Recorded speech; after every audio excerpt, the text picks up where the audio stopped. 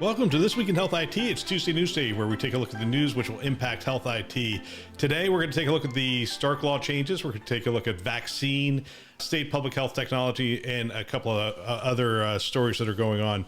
My name is Bill Russell, former healthcare CIO coach, consultant, and creator of This Week in Health IT, a set of podcast videos and collaboration events dedicated to developing the next generation of health leaders. I want to thank Sirius Healthcare for supporting the mission of our show to develop the next generation of health leaders. Their weekly support of the show this year has enabled us to expand and develop our services to the community, and for that, we are extremely thankful. Just want to mention 3xDrex once again. Drexta Ford, frequent contributor to the show, has a service where he will text you 3 texts 3 times a week with 3 stories vetted by him to help you to stay current. To receive those texts, you can text DREX, D-R-E-X, to 484848. Before we get to the news, I want to make you aware of some of the changes for 2021.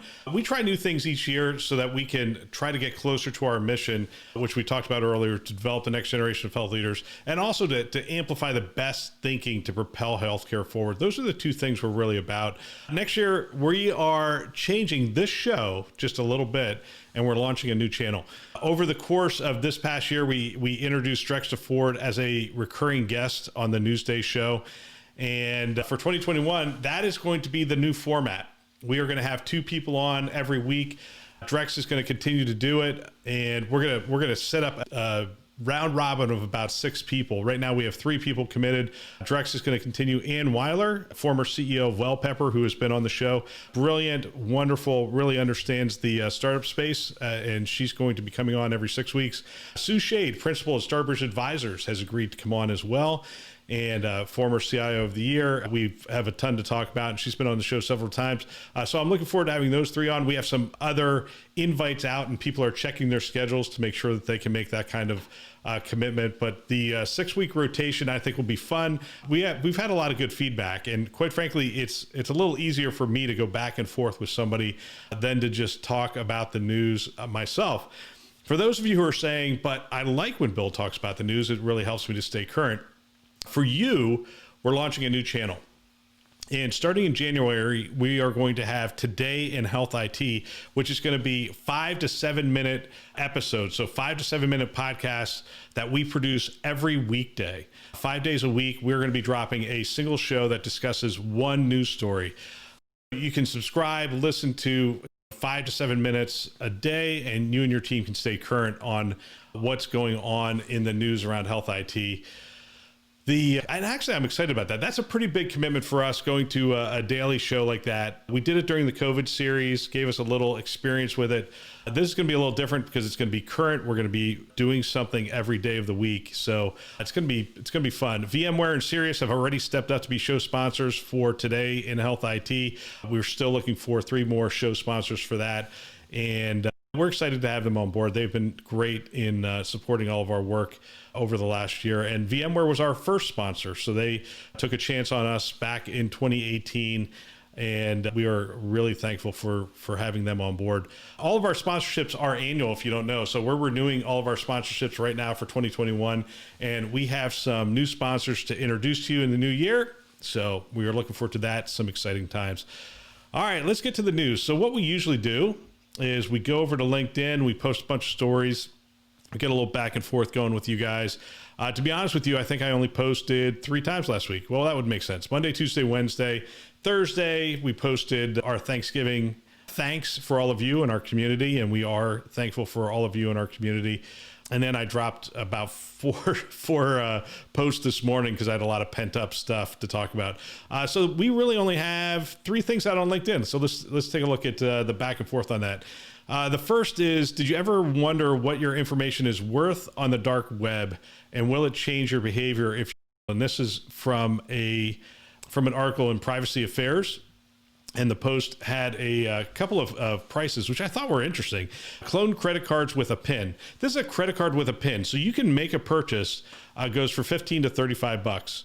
which shocked me. I thought it would be much higher.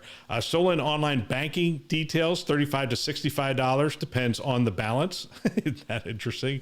PayPal credentials are $200. Transfer from a stolen PayPal account is $150 to $320. So you can have the PayPal credentials, and then you could have somebody else actually transfer money out of that account, and that costs you a little bit more money to do that. A forged driver's license, $80 to $550. That's kind of pricey. Not what I remember in high school when we were trying to get forged driver's licenses so we could drink. I never actually did it successfully, so I can't tell you what we were paying back in the 80s for forged driver's licenses. Forged passports, $1,500 bucks. I should get my glasses. $15 to $1,600.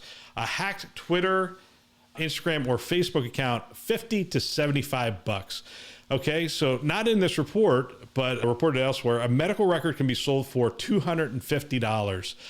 I was at a dinner last night where I was talking to somebody, and we were talking about medical records being stolen. Yes, I know it's not that interesting. I'm meeting new people, and they ask me what I do, and then we talk about things, and then they ask me questions. They'll ask me questions like, people are stealing medical records. What do they want my medical record for? And the reality is a medical record is loaded with great financial information. I mean, you can think about it. It has like maybe the 2 or 3 most recent places that you lived.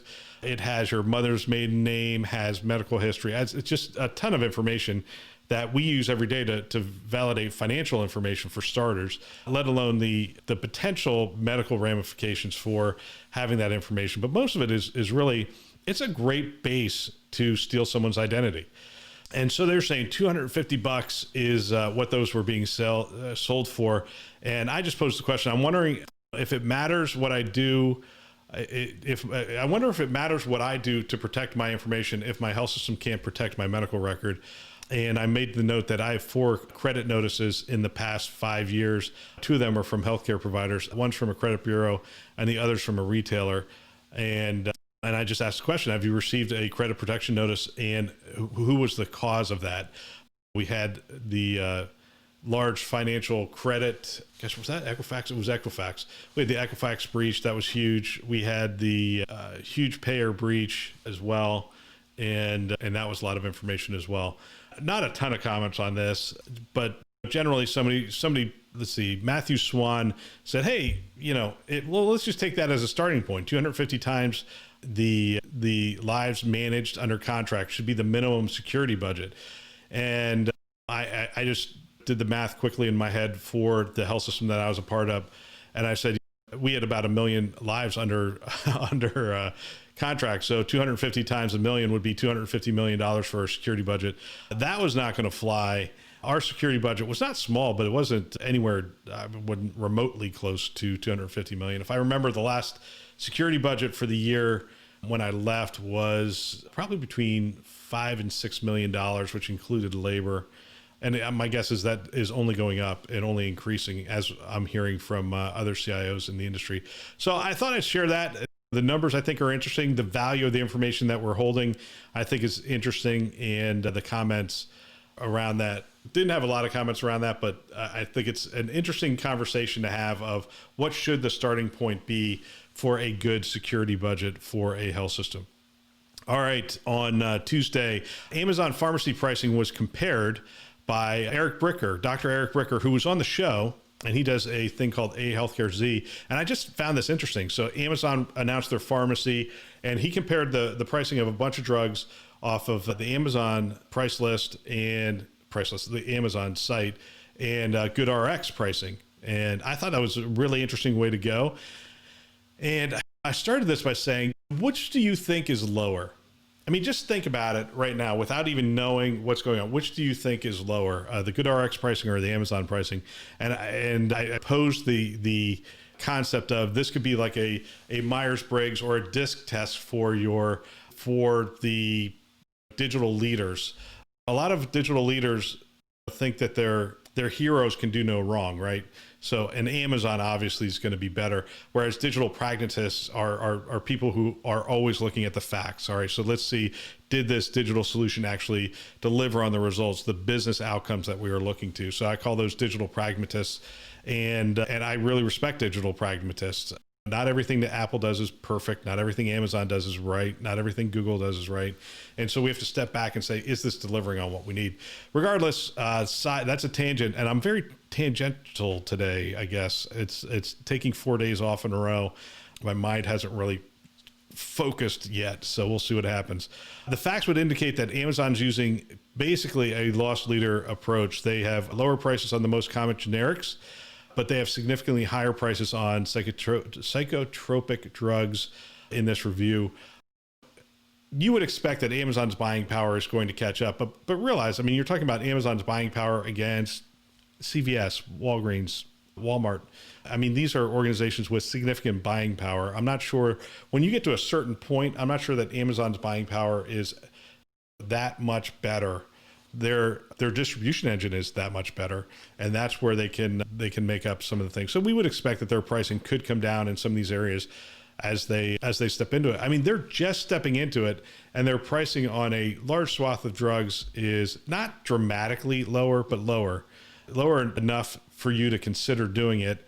You might consider doing it for all drugs, thinking that the price is lower, and that's what this information really shows. I think the Amazon introduction into the market is going to have a significant impact. There's no doubt about that, actually, in my mind. And what I think is, you look at gas stations at Costco and Walmart, and I think it's that same sort of approach. We're all Prime members, or a significant number of us are Prime members. There's value in the loyalty program. People are already going to Amazon on a daily basis. I mean, our things are showing up at our door from Amazon literally on a daily basis. So if that's a store that you visit more frequently than you visit a CVS or a Walgreens, and you start to realize, hey, I can just get these drugs delivered to my house, I think they're banking on loyalty and convenience. And I don't think that's a bad bet, to be honest with you. A couple of comments on this. Dre McQueen, I think that Amazon's approach will be interesting to monitor over time. I think it would be naive of us to think that they are doing this just to improve access to make money on medication sales. A former colleague of mine who is also a pharmacist pointed out the huge opportunity that will bring to Amazon to suggest supplemental over-the-counter products to consumers that are on the site to fill prescriptions. Just imagine how many great deals on vitamins, diet supplements, low sugar foods, fitness goods might appear for diabetic patients, or soup and cozy PJs for someone filling a script for antibiotics. You don't have that kind of targeted, suggested marketing in a traditional pharmacy, or even with some of the current online distributors. Absolutely true. Great point. Yeah, it's just, there's a lot of ways for Amazon to make money. The last article, I'll just hit on this real quick. The CMS interoperability and patient access final rule compliance is right around the corner. What do you think the impact will be, and how goes the work on compliance? I used an article, InterSystems updates HealthShare with expanded FHIR capabilities. And I found this interesting. InterSystems is one of those things, if you are not going to go with the straight up EHR solution, InterSystems is one of those third parties that you can funnel the information out of the EHR and other systems into the InterSystems platform, and then utilize them for your compliance. So here's what the article said. InterSystems says HealthShare's data model maps to FHIR profiles from Karen Alliance's Blue Button 2.0 implementation guide, and supports the United States core data for interoperability, US CDI version 1 standards, and DaVinci patient data exchange plan net standards for search and retrieval. In addition, the new release has been tailored to meet the needs of health systems during the pandemic, including COVID-19 analytics dashboards, while its clinical viewer adds COVID-19 specific test status icons and chart options to help care teams better track and monitor COVID-19 patients.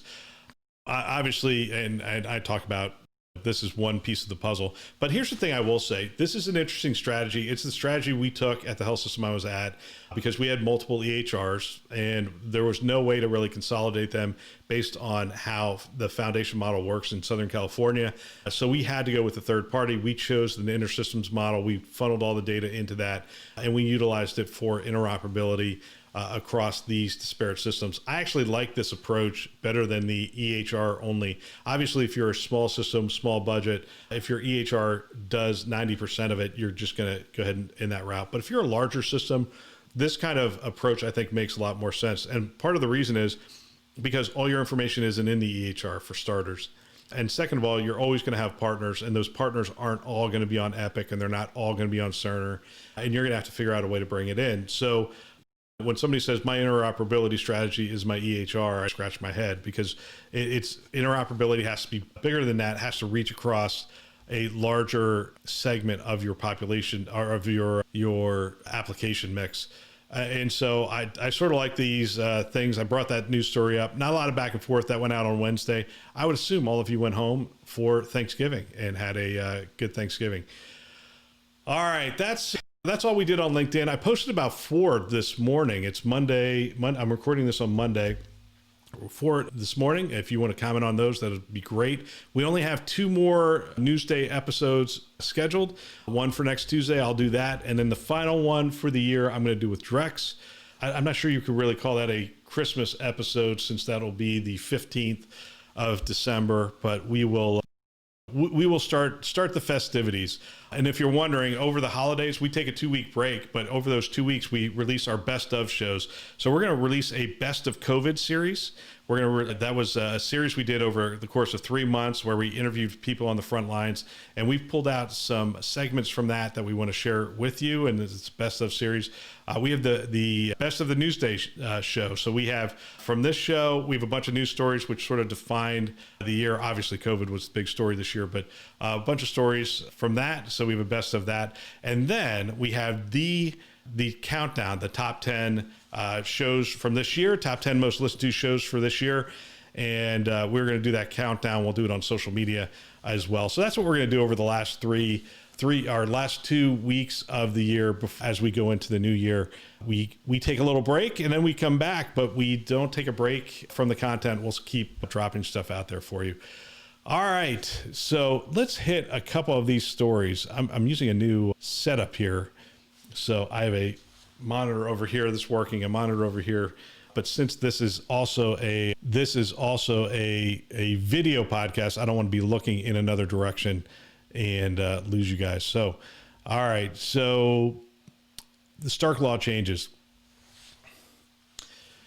So there's a bunch of different articles. Let's see. Here's one. This one is a conversation between Secretary Azar and Hargan. Who's Hargan? I wish I knew. But they're talking about anti-kickback changes that's going to boost value-based care.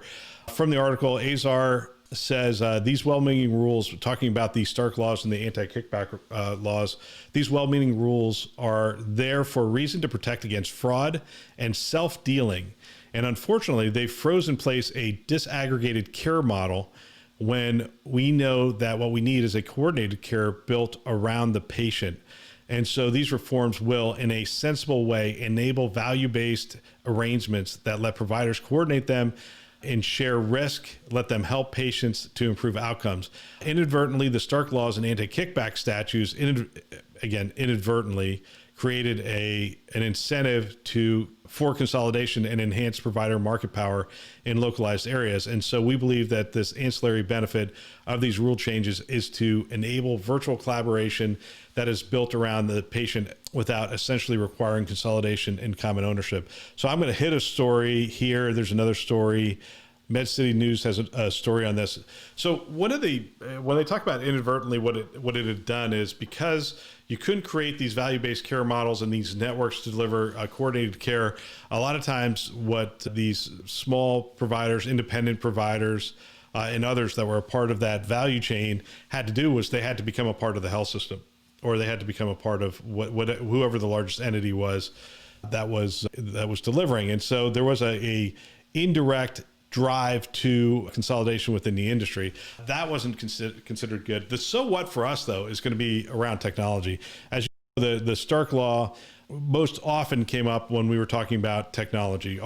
what can we actually give these independent providers, because you didn't want to encourage any fraud or any kind of self-dealing. And it was really around referrals and locking in referrals and those kind of things, right? So we can't give them technology in exchange for them giving us all the referrals. And so they loosened some of these laws around the EHR that really came up, around cybersecurity it came up, around analytics it came up. Anytime we were giving out things of value to those independent providers, we had to be careful that we followed the law to the letter. Otherwise, I mean, there were significant, serious ramifications to violating this law. Obviously, if you're trying to avoid fraud, it's pretty important. All right, so let's hit the MedCity News article. CMS changes the Stark law appear largely positive, experts say. CMS has finalized the changes to the physician self-referral law, also known as Stark law. Healthcare law experts say that these changes will generally make it easier for hospitals and physicians to remain in compliance with the statute. CMS recently finalized it. Stark law, also known as the physician self-referral law, was initially enacted in 1989. It prohibits physicians from referring patients to an entity for certain healthcare services if the physician has a financial relationship with the entity. In other words, if we are giving them equipment for free, cybersecurity for free, advanced analytics for free, that was considered a financial arrangement. The government has recognized, and so those independent providers had to pay for all that stuff themselves up to a certain percentage. I think it was 75%. I don't remember the exact number. The government has recognized that the need to update the Stark regulations that were originally developed at a time when a necessary volume of services was of primary importance. Phil Sprinkle, a healthcare partner at Ackerman LLP, said in an email, the concepts of value-added services, cost savings, systemic efficiencies, and overall quality outcomes were just in their nascence.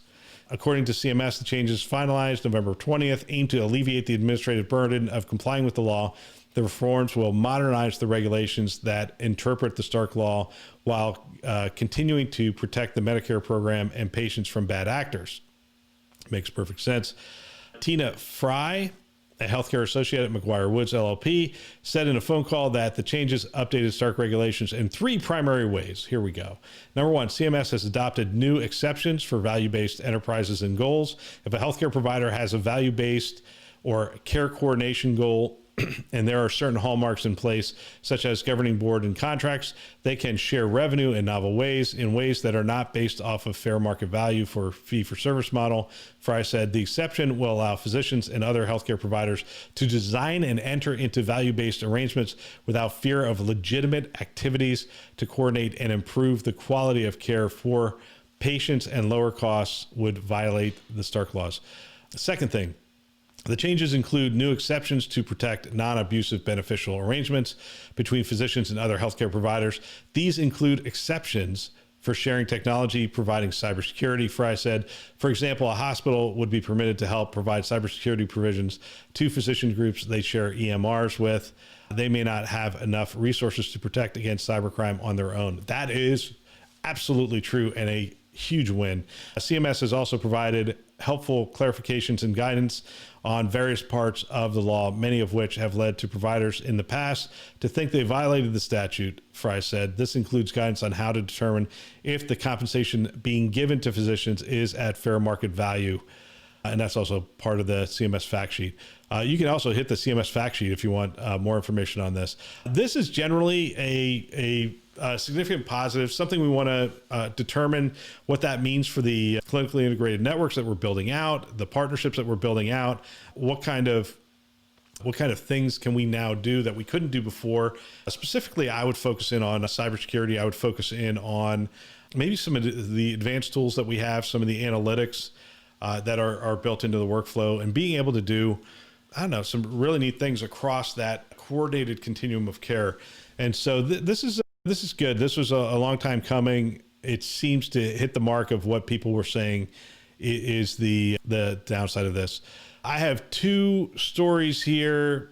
on, well, actually, I'll just focus on one just for time's sake. Ohio lab tech issues delay COVID-19 data. Virus spread dramatically affects health systems' ability to care for patients.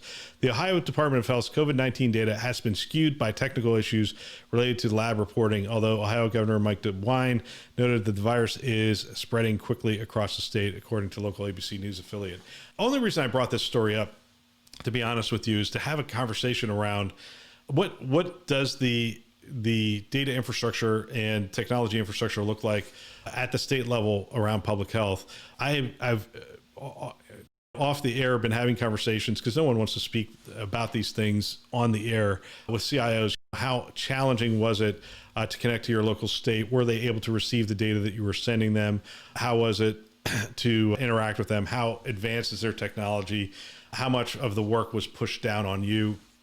And generally speaking, as you would imagine, it's different depending on the state. Some states are more advanced than others, but advanced is the wrong word. Some states are adequate and some states are really behind the times.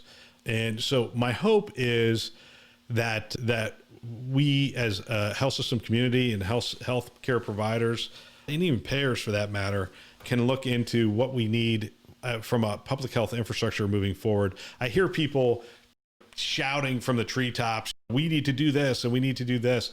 A lot of those things are probably right.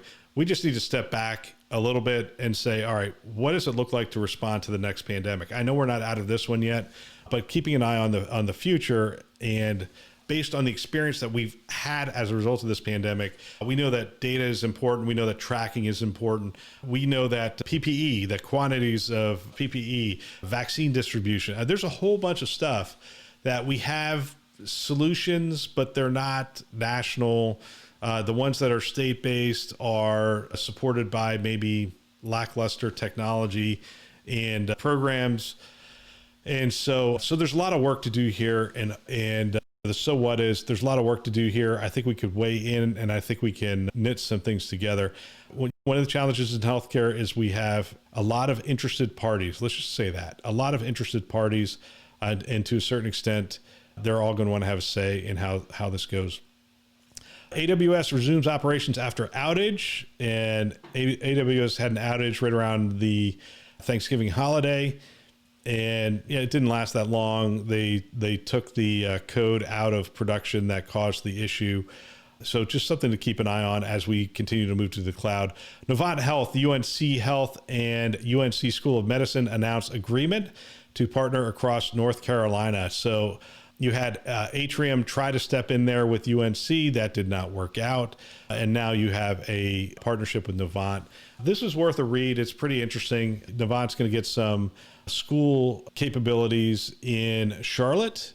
So it gives them some academic medical center credentials by partnering with UNC. And so Novant's a player in that space, and we'll see, and obviously UNC's a player.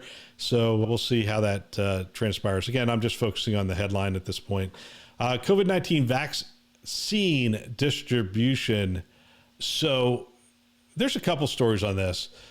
The first is healthcare finance news. COVID-19 vaccine distribution will begin within 24 hours of an emergency use authorization. So this is December 1st. This is airing. We are being told that a lot of vaccine doses will be going out in December to start. And so I have seen some health systems start to talk about what they are doing. So let me hit that story. We have Providence and Intermountain. How Providence and Intermountain CIOs are preparing for COVID-19 vaccines. 25 states have immunization data systems in place, but most aren't prepared to track COVID-19 vaccinations or report data to the federal government. According to the report by the Kaiser Family Foundation, health systems are stepping up to coordinate vaccine distribution in the future. Okay, that goes to the public health thing I just talked about. Our IT organizations have responsibility to provide the technology and data. By the way, this is Becker's story, and data needed to track virtually all aspects of distribution and administration of the COVID-19 vaccine, said Ryan Smith, newly minted Vice President and CIO of Salt Lake City, Utah-based Intermountain Healthcare.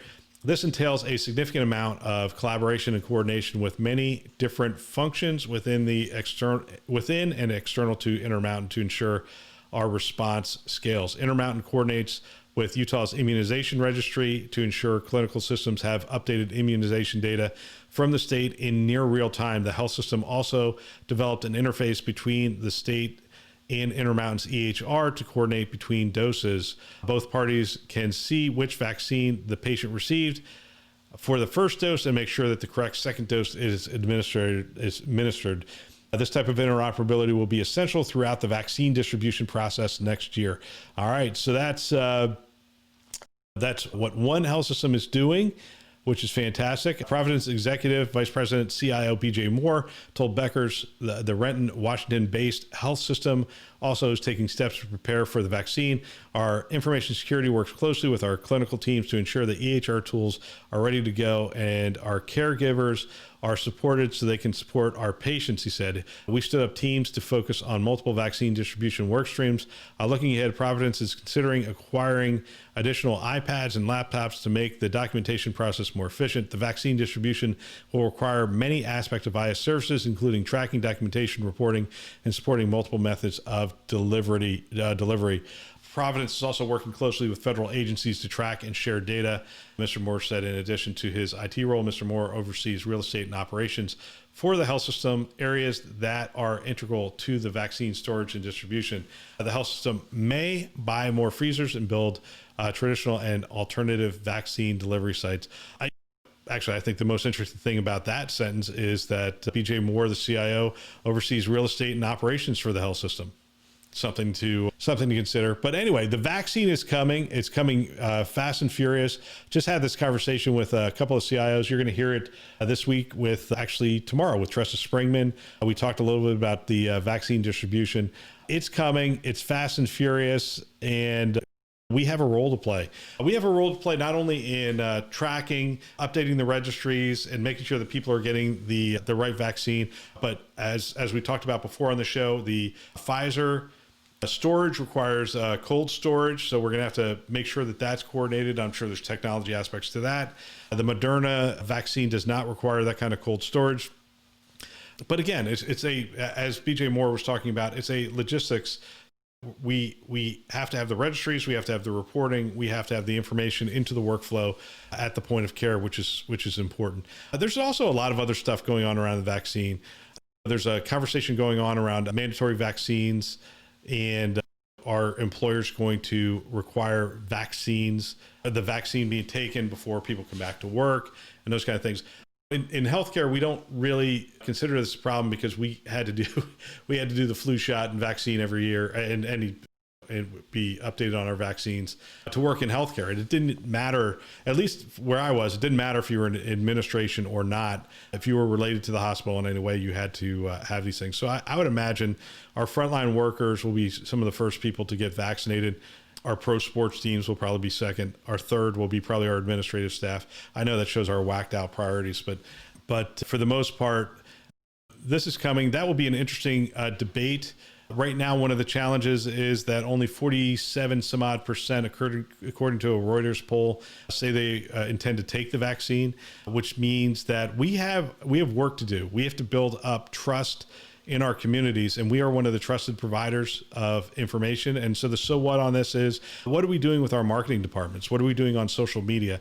What are we doing to promote the use of vaccines? I thought we were late to the game on masks. The mask up thing was great, and I appreciate the health systems that started hitting social media. In the beginning, we just used the shaming protocols in order to try to get people to wear masks.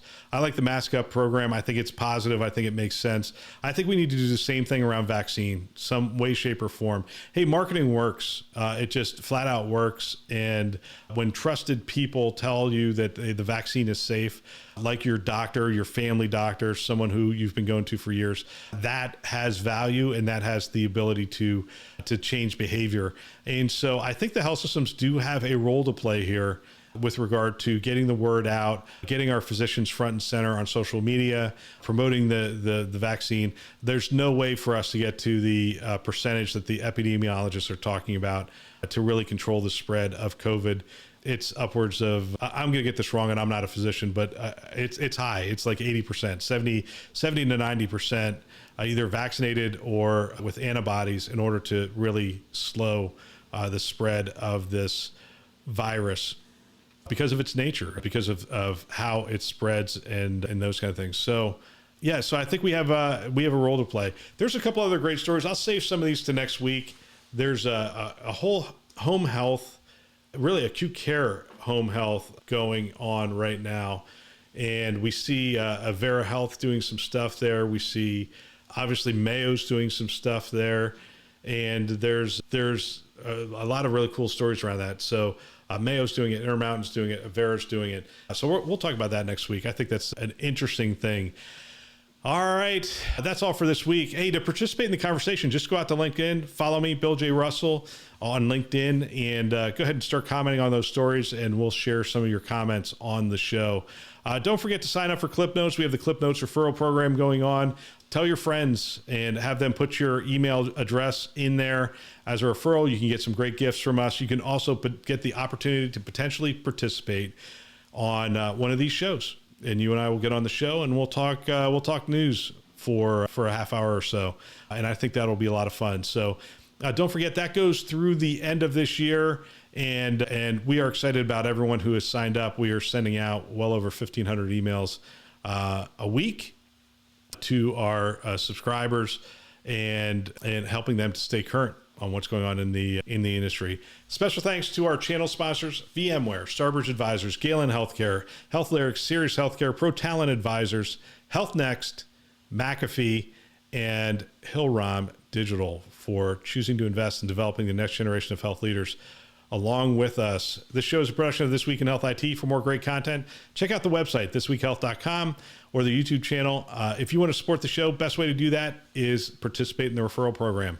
We want to get this content in the hands of as many people as possible. Please check back every week as we drop 3 more episodes. Newsday, a solution showcase when we have them. If not, we just drop a second influence show.